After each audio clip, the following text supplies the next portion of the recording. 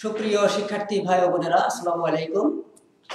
শীতের সকালে তোমাদের সকলকেই শুভেচ্ছা এবং স্বাগতম জানিয়ে আবারও শুরু করছি সমাজবিজ্ঞান প্রথম পত্রের অন্য আরেকটি ক্লাস নিয়ে। আমি উপস্থিত হয়েছি তোমাদের সামনে গাজী মোহাম্মদ এনামুল হক, প্রভাষক সমাজবিজ্ঞান বিভাগ, সরকারি ফুলতলা মহিলা কলেজ।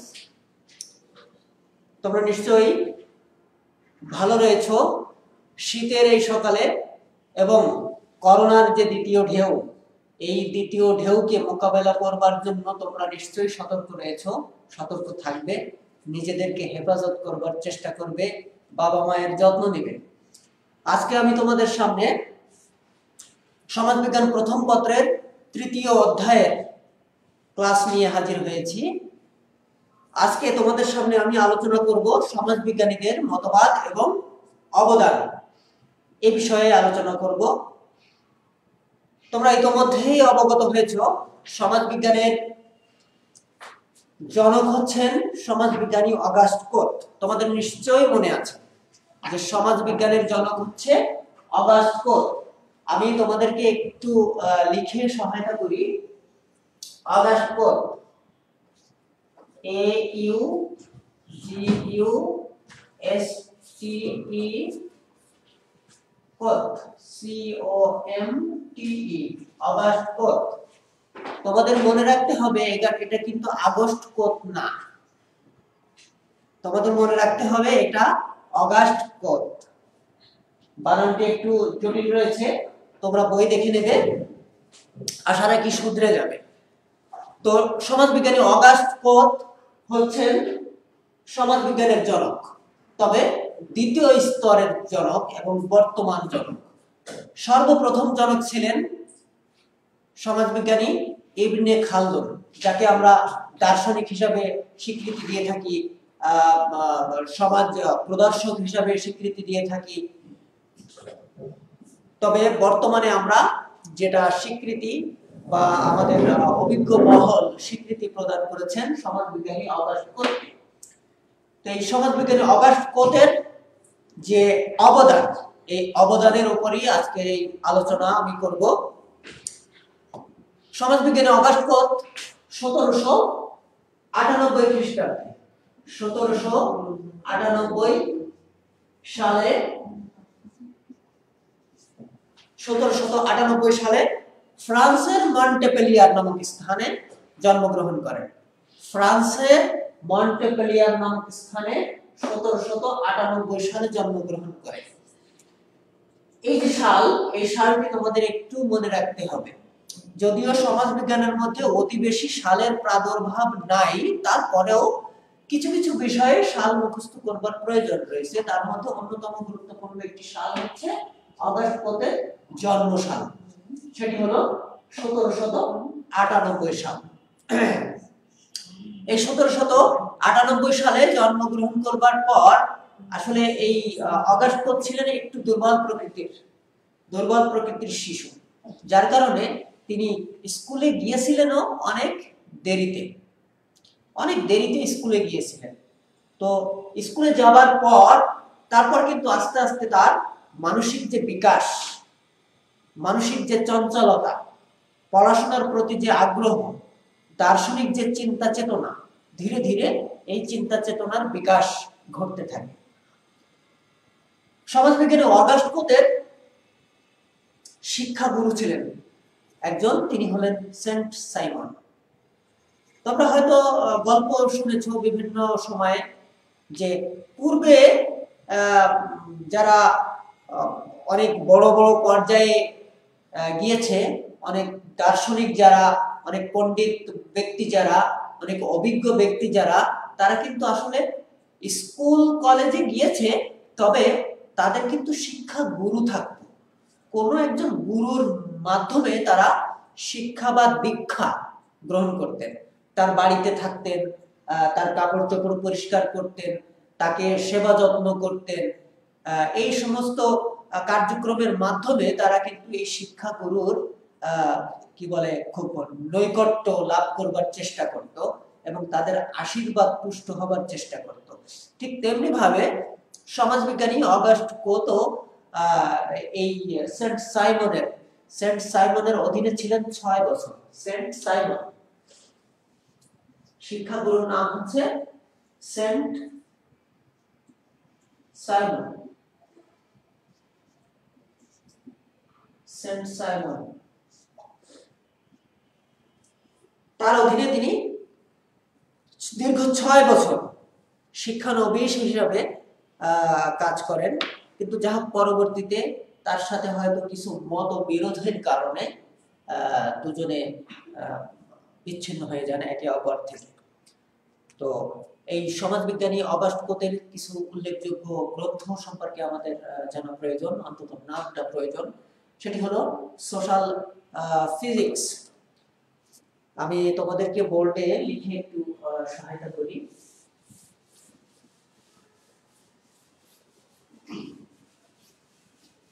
প্রথমত ফিজিক্স না লিখে আমি হয়তো আরেকটি গ্রন্থের নাম বলতে পারি, সেটা হলো পজিটিভ ফিলোসফি। এক নম্বর গ্রন্থ হচ্ছে positive, POSITIV, positive philosophy, PHILOSOPHY,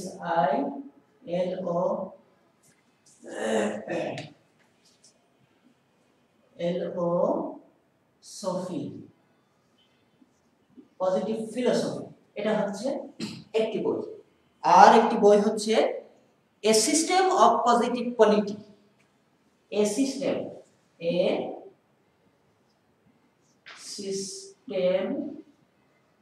of positive polity, POLITY।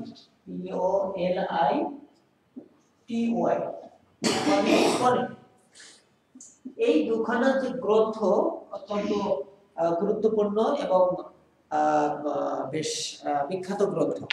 তো এর মধ্যে এই পজিটিভ ফিলোসফি যে গ্রন্থটা, এই পজিটিভ ফিলোসফি গ্রন্থটা হচ্ছে 6টা খণ্ডে বিভক্ত ছিল।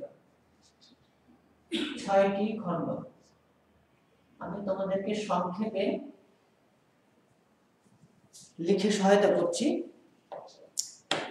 6টি খণ্ডে বিভক্ত ছিল।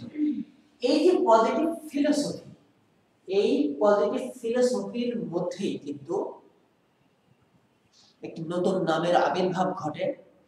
দীর্ঘদিনের যে গবেষণা, দীর্ঘদিনের যে সমাজ সংক্রান্ত আলোচনা, গবেষণা, পর্যালোচনা, সমাজের উন্নয়ন বিষয়ক যে আলোচনা, তার একটি পূর্ণাঙ্গতা আসে হচ্ছে, অর্থাৎ সমাজ বিজ্ঞানের পূর্ণাঙ্গতা আসে হচ্ছে এই গ্রন্থে। এবং 1839 খ্রিস্টাব্দে 1839 খ্রিস্টাব্দে এই গ্রন্থটির মধ্যে সোশিওলজি শব্দটির উদ্ভব ঘটে। সোশিওলজি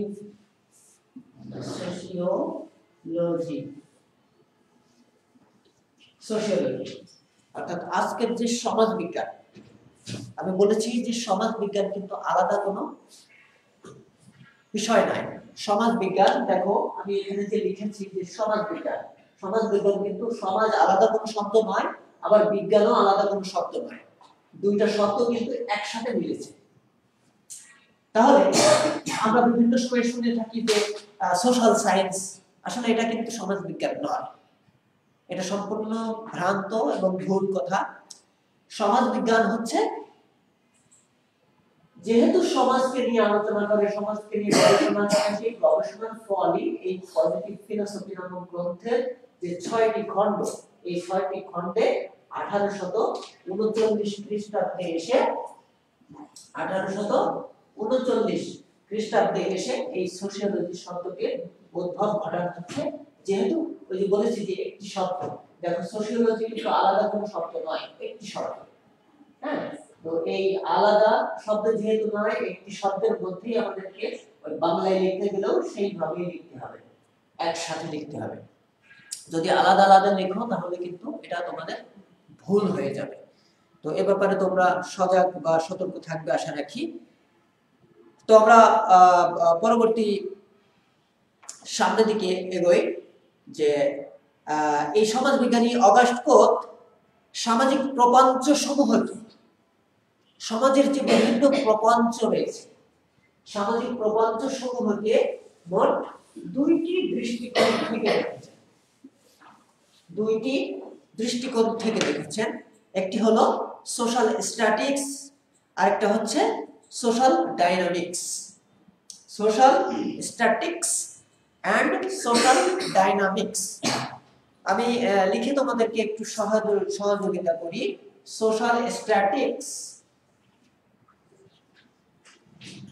SOCIAL, সোশ্যাল স্ট্যাটিক্স, আর একটা হচ্ছে সোশ্যাল ডাইনামিক্স।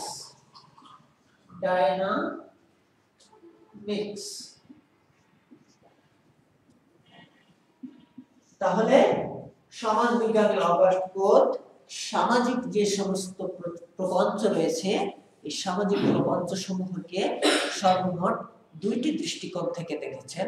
একটি হলো সোশ্যাল স্ট্যাটিক্স, আরেকটা হলো সোশ্যাল ডাইনামিক্স।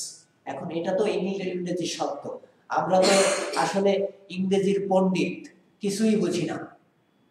হ্যাঁ, তো বাংলায় একটু বলি, সেটা হলো এর অর্থ হচ্ছে সামাজিক স্থিতিশীলতা, আর সোশ্যাল ডাইনামিক্স অর্থ হচ্ছে সামাজিক গতিশীলতা। স্থিতিশীলতা কি এটা তো নিশ্চয়ই তোমরা বোঝো, যে একটা ধীর স্থির বা একটা নির্দিষ্ট স্থানে অবস্থানরত কিছুকে নির্দেশ করা হয়ে থাকে। আর ডাইনামিক্স অর্থাৎ হচ্ছে এটা একটা গতিশীলতা, পরিবর্তনশীলতা। হ্যাঁ, তারপরে একটা প্রগতিকে নির্দেশ করা হয়ে থাকে। আসলে এই সোশ্যাল স্ট্যাটিক্স যেটা, এটা হচ্ছে সমাজ কাঠামোর সাথে সম্পৃক্ত। সোশ্যাল স্ট্যাটিক্স যেটা, সেটা হচ্ছে সমাজ কাঠামোর সাথে সম্পৃক্ত। সমাজ কাঠামো তো আসলে বিভিন্ন অঙ্গ প্রত্যঙ্গ নিয়ে হচ্ছে একটি সমাজ কিন্তু গঠিত হয়ে থাকে। এর বিভিন্ন শাখা প্রশাখা রয়েছে। হ্যাঁ, এটা সমাজ কাঠামোর সাথে সম্পৃক্ত। আর সোশ্যাল ডাইনামিক্সটা হচ্ছে সামাজিক গতিশীলতা। এই সামাজিক গতিশীলতাটা হচ্ছে সমাজের পরিবর্তন এবং প্রগতির সাথে সম্পৃক্ত। সমাজ যে এগিয়ে যাচ্ছে, সমাজ তো স্থির অবস্থায় নাই, সমাজ উন্নয়নশীল। হ্যাঁ, প্রগতির মাধ্যমে সমাজ এগিয়ে চলেছে, এইটাকে মূলত ইঙ্গিত করে হচ্ছে সামাজিক গতিশীলতা। তাহলে এই সামাজিক প্রপঞ্চর দিক থেকে বা সামাজিক প্রপঞ্চ সমূহকে যে দুইটি দৃষ্টিকোণ থেকে তিনি খেয়াল করেছেন, তার ব্যাখ্যাটা হলো এ পর্যায়ে আসি হচ্ছে যে মানব সমাজের প্রগতিকে অগাস্ট কোত তিনটা ভাগে বিভক্ত করেছেন।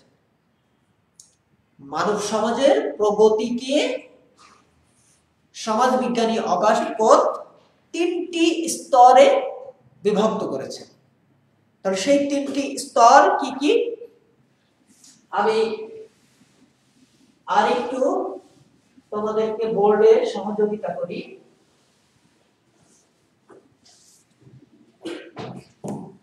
তিনটি স্তর তোমরা নিশ্চয়ই শুনেছো যে ত্রয় স্তর সূত্র। হ্যাঁ, ত্রয় স্তর সূত্র বলা হয়েছে, ত্রয় মানে হচ্ছে তিন। তাহলে ত্রয় স্তর সূত্র অর্থাৎ তিন স্তরের যে সূত্র, সেই ত্রয় স্তর সূত্রটাই হলো এই। তাহলে মানব সমাজের প্রগতিকে তিনটি স্তরে বিভক্ত করা হয়। তার একটি হলো থিওলজিক্যাল স্টেজ। তোমাদেরকে লিখে সহযোগিতা করি। THEOLO logical, theological stage. Theological stage. দুই নাম্বার হচ্ছে মেটাফিজিক্যাল স্টেজ। Metaphysical stage. আর তিন নাম্বার হচ্ছে the positive stage. Positive stage, POSITIVE। STAGE positive stage. এই তিনটা ভাগে বিভক্ত করা হয়েছে মানব সমাজের প্রগতিকে। এখন দ্য থিওলজিক্যাল স্টেজ কি? দ্য থিওলজিক্যাল স্টেজের বাংলা অনুবাদটা হচ্ছে ধর্মতত্ত্বগত স্তর। ধর্ম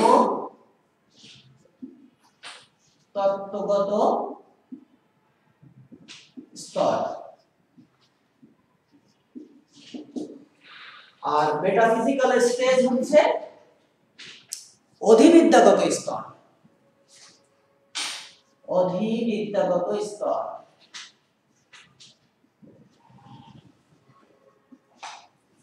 অধিবিদ্যাগত স্তর এবং সর্বশেষ যে স্তর সেটা হচ্ছে পজিটিভ স্টেজ। তাহলে এর অর্থ হচ্ছে দৃষ্টবাদী স্তর। দৃষ্টবাদী স্তর।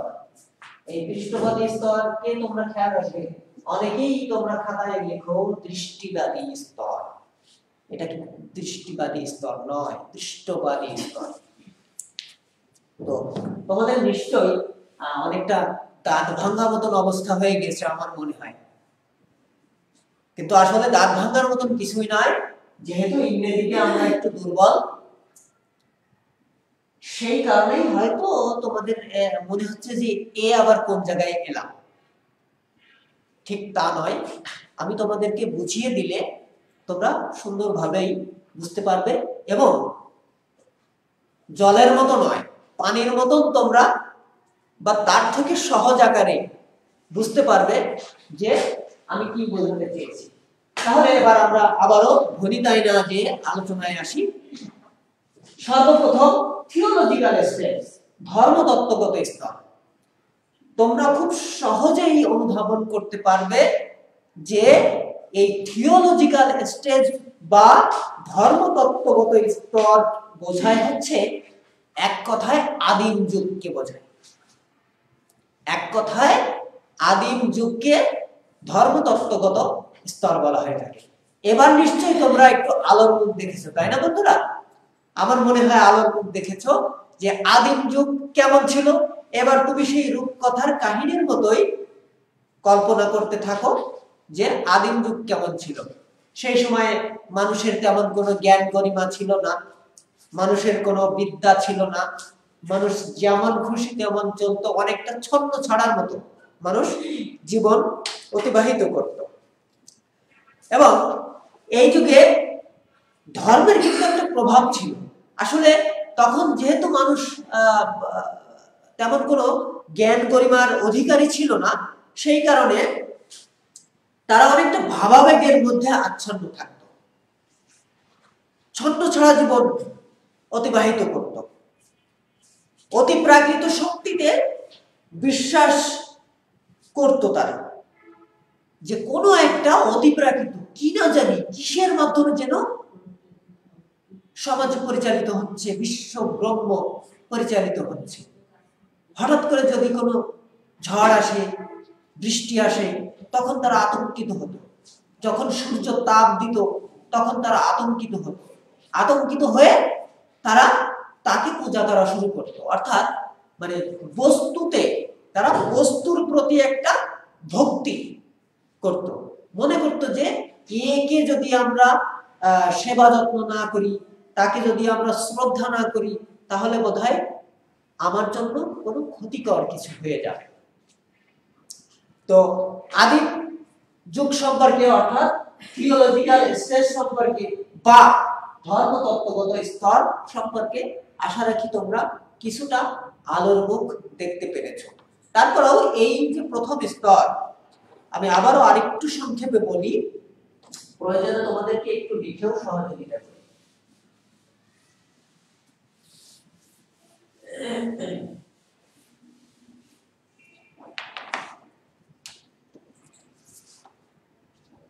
তাহলে আদিম অর্থাৎ থিওলজিক্যাল স্টেজ যেটা, এটা হচ্ছে আদিম যুগকে ইঙ্গিত করে। তোমরা যদি পারো একটু লিখে নিতে পারো যে আদিম যুগকে ইঙ্গিত করে। আদিম যুগকে ইঙ্গিত করে।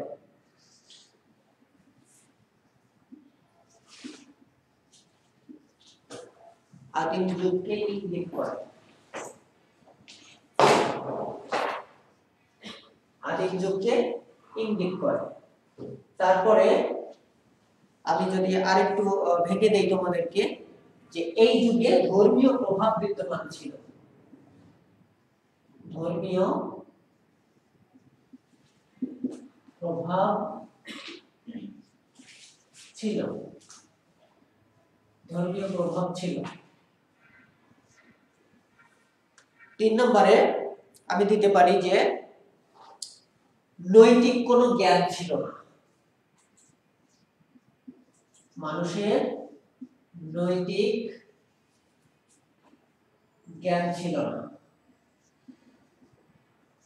নৈতিক জ্ঞান ছিল না। 4 নম্বরে আমরা যে পয়েন্টটি করেছি সেটি হলো মানুষ ছিল ভাবাবেগে আচ্ছন্ন।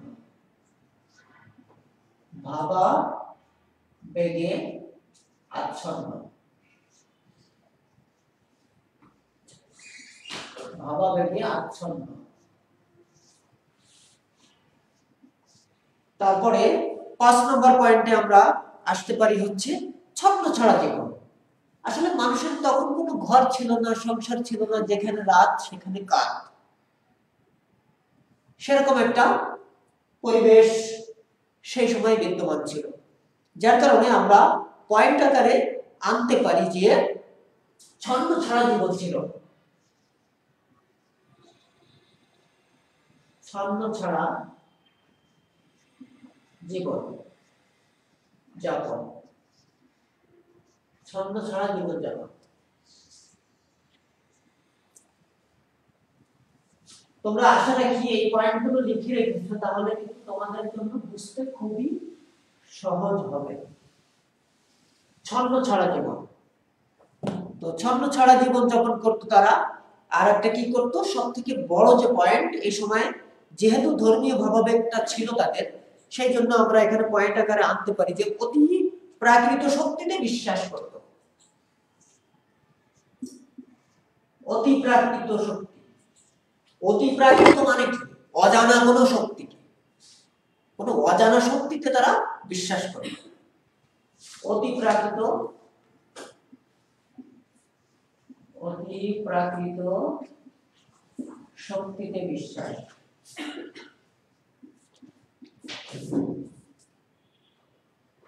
শক্তিতে বিশ্বাস। তবে অতি প্রাকৃত শক্তিতে বিশ্বাস। আশা রাখি তোমরা পয়েন্টগুলো লিখে রেখেছো। আর একটি গুরুত্বপূর্ণ কথা আমি বলি যে এই দ্য থিওলজিক্যাল স্টেজ বা ধর্মতত্ত্বগত স্তর, এটা একেবারে সেই আদিম যুগ থেকে 1300 বছর পর্যন্ত স্থায়ী ছিল। তাহলে স্থায়িত্বকাল, স্থায়িত্বকাল আদিম যুগ থেকে, আদিম থেকে কত, 1300 শতক পর্যন্ত স্থায়িত্ব ছিল এর। এগুলো একটু স্মরণ রাখতে হবে। যদি একটু স্মরণ রাখো তাহলেই আশা রাখি যে তোমরা খুব সহজেই অনুধাবনে আনতে পারবে। তো এই থিওলজিক্যাল স্টেজ আবার 3টা ভাগে বিভক্ত করা হয়ে থাকে। একটা হচ্ছে সর্বপ্রাণবাদ, দ্বিতীয়ত হচ্ছে বহুপ্রাণবাদ, আর একটা হচ্ছে একেশ্বরবাদ। সর্বপ্রাণবাদ।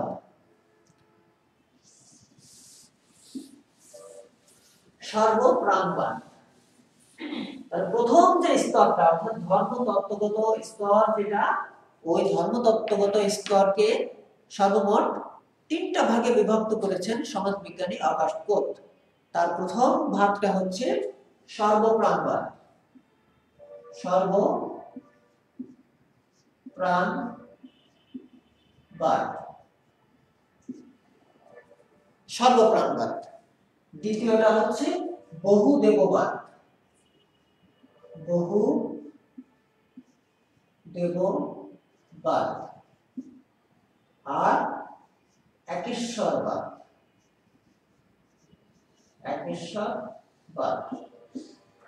তাহলে সর্বপ্রাণবাদটা হচ্ছে যেহেতু সেই অতি আদিমকালে মানুষ কোন বস্তুতে ভক্তি করত, সেই জন্য এই যুগের নাম দেওয়া হয়েছে সর্বপ্রাণবাদ, অর্থাৎ বস্তুতে ভক্তি, বস্তুতে ভক্তি ছিল প্রধান, বস্তুতে ভক্তি বা শ্রদ্ধা।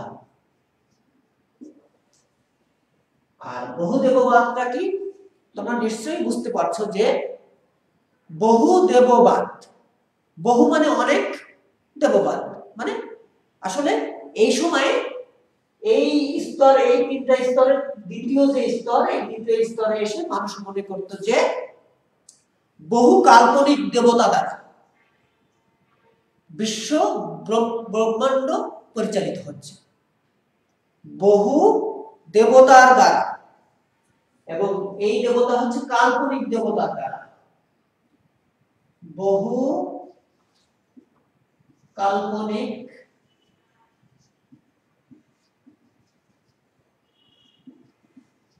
দেবতা বিশ্ব পরিচালনা করছে,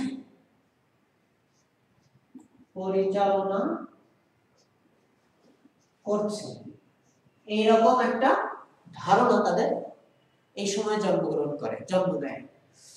আর সর্বশেষ যে স্তর, এই স্তরে এসে একেশ্বরবাদ, অর্থাৎ একটা ঈশ্বর বা একটা শক্তিতে বা একটা কোনো অজানা শক্তির মাধ্যমে বিশ্ব পরিচালিত হচ্ছে, এরকম একটা ধারণা তাদের মধ্যে জন্ম লাভ করে। আর এই সময়ে রাজনৈতিক অগ্রগতিটা সাধিত হয়ে থাকে, রাজনৈতিক অগ্রগতি সাধিত হয়ে থাকে।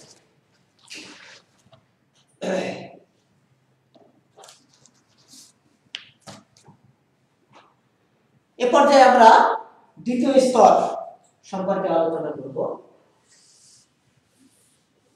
প্রথমে আলোচনা করেছি থিওলজিক্যাল স্টেজ, দ্বিতীয় পর্যায়ে হচ্ছে আমরা আলোচনা করব মেটাফিজিক্যাল স্টেজ।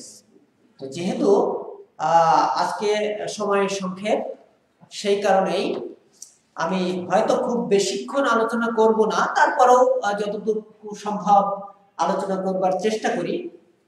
তো দ্বিতীয় যে স্তর সেটা হলো মেটাফিজিক্যাল স্টেজ। এই মেটাফিজিক্যাল স্টেজের বাংলা বা বঙ্গানুবাদ কি সেটা তো নিশ্চয়ই তোমাদের মনে আছে, সেটা হলো অধিবিদ্যাগত স্তর।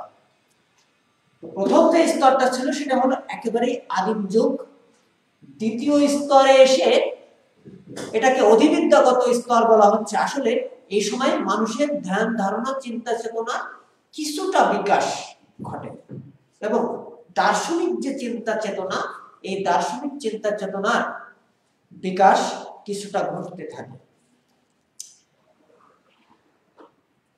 বিশ্বজগৎ দেবতা কর্তৃক নয়, বরং বিশেষ শক্তি বা ক্ষমতা দ্বারা পরিচালিত হচ্ছে, এরকম একটা ধ্যান ধারণা চিন্তা চেতনা এবং দর্শন তাদের মাথার মধ্যে দানা বেঁধেছিল। আর এই যুগটা হচ্ছে খ্রিস্টীয় 1300 শতক থেকে 1800 শতক পর্যন্ত এর স্থায়িত্ব ছিল। এটা খুবই সংক্ষেপ আকারে আলোচনা করা হয়েছে। আর সর্বশেষ যে স্তর সেটি হলো, তোমাদের মনে আছে, পজিটিভ স্টেজ, দৃষ্টবাদী স্তর। এই যে দৃষ্টবাদী স্তর, এই যে ভাষাটা, এই ভাষাটাও হয়তো তোমাদের কাছে খুব জটিল মনে হচ্ছে, আসলে কিছুই নয়। দৃষ্টবাদী স্তর, এটা যখন আমি বোর্ডে তোমাদেরকে লিখে দিব, তখন তোমরা বুঝবে যে আসলে কত সহজবোধ্য বিষয় নিয়েই আমরা আলোচনা করছি।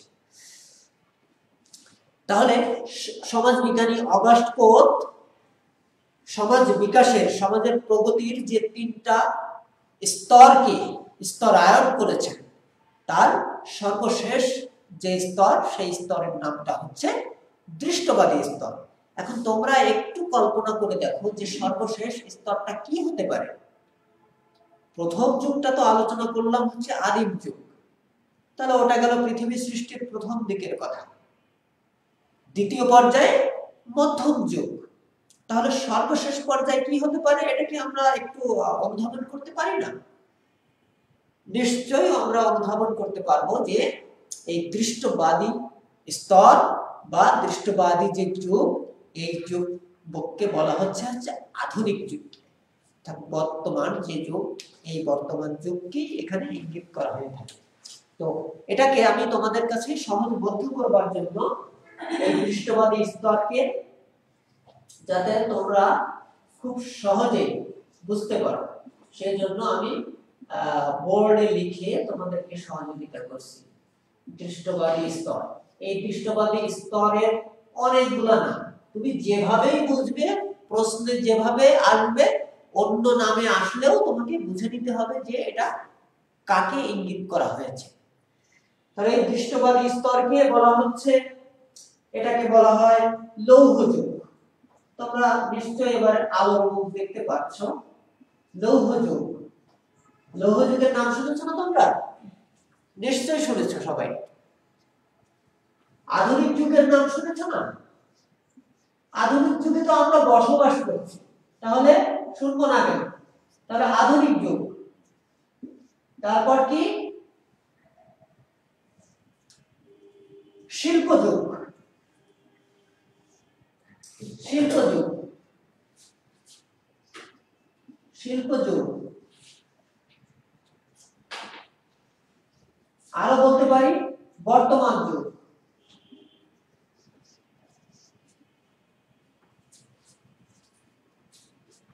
তাহলে দেখো, যাকে যেটাই বলা হোক না কেন, এই দৃষ্টবাদী, যদি লৌহ যুগ বলা হয় সেটাকেও দৃষ্টবাদী স্তর বলা যেতে পারে, যদি আধুনিক যুগ বলা হয়ে থাকে সেটাকেও দৃষ্টবাদী যুগ বলা যেতে পারে, যদি শিল্প যুগ বলা হয়ে থাকে সেটাকেও কিন্তু দৃষ্টবাদী স্তর বলা হবে।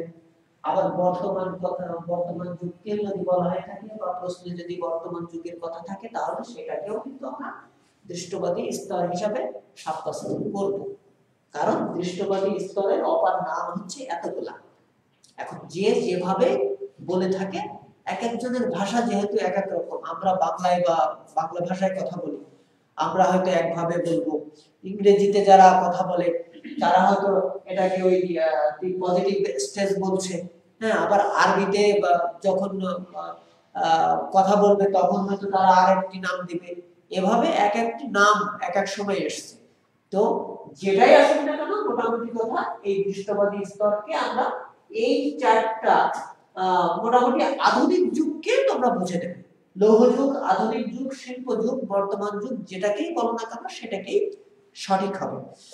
তাহলে এবার আমরা নিশ্চয়ই এই যুগের যে বৈশিষ্ট্যাবলী, এই বৈশিষ্ট্যাবলী খুব সহজে আলোচনা করতে পারবো। আদিম যুগ তো ছিল একেবারেই ছিন্ন ভিন্ন, তখন কোনো গঠনমূলক কার্যক্রম ছিল না, মানুষের কোনো জ্ঞান গরিমা ছিল না, কিন্তু অধিবিদ্যাগত স্তরে এসে কিছুটা জ্ঞান, কিছুটা চিন্তা, কিছুটা ধ্যান ধারণা বিকাশ লাভ করে থাকে। আর এই দৃষ্টবাদী স্তরে এসে হচ্ছে মানুষ তার সর্বোচ্চ চিন্তার স্বর্ণ শিখরে উঠে গিয়েছে। এ সময় মানুষের জ্ঞান গরিমার ব্যাপক বিকাশ লাভ করেছে। আমি তোমাদেরকে লিখেই সহযোগিতা করি। এই সময় কি হচ্ছে? মানুষের চিন্তার বিকাশ ঘটেছে, চিন্তার বিকাশ ঘটেছে। তারপর এ সময় কি হচ্ছে? দ্বন্দ্বের সৃষ্টি হয়েছে, দ্বন্দ্বের সৃষ্টি হয়েছে। এটা আবার কি? দ্বন্দ্বের সৃষ্টি হয়েছে মানে আধুনিক যুগে আসলে যত প্রতিযোগিতা, এখানে অবশ্য আমার উচিত ছিল প্রতিযোগিতা বৃদ্ধি, এটা এই পয়েন্টটি আগে আনার দরকার ছিল। তো যাই হোক, আমি পরেই লিখলাম, তোমরা বুঝে নিও। প্রতিযোগিতা বৃদ্ধি। আজকের এই আধুনিক যুগে দেখো কোন ক্ষেত্রে প্রতিযোগিতা নাই? লেখাপড়া, ব্যবসা বাণিজ্য, কর্মক্ষেত্র, যেখানেই যায় না কেন সমস্ত ক্ষেত্রে মানুষের মধ্যে প্রতিযোগিতা চলে এসেছে। আর প্রতিযোগিতা যেখানে আছে সেখানে কিন্তু একটা দ্বন্দ্ব, মানসিক দ্বন্দ্ব লেগেই থাকে। হ্যাঁ, তাহলে এই দৃষ্টবাদী স্তরে চিন্তার বিকাশ ঘটেছে মানুষের, প্রতিযোগিতা ব্যাপক হারে বৃদ্ধি পেয়েছে, দ্বন্দ্বের সৃষ্টি হয়েছে, কলকারখানার বিকাশ লাভ করেছে।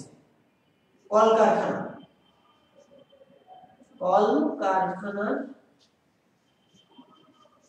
বিকাশ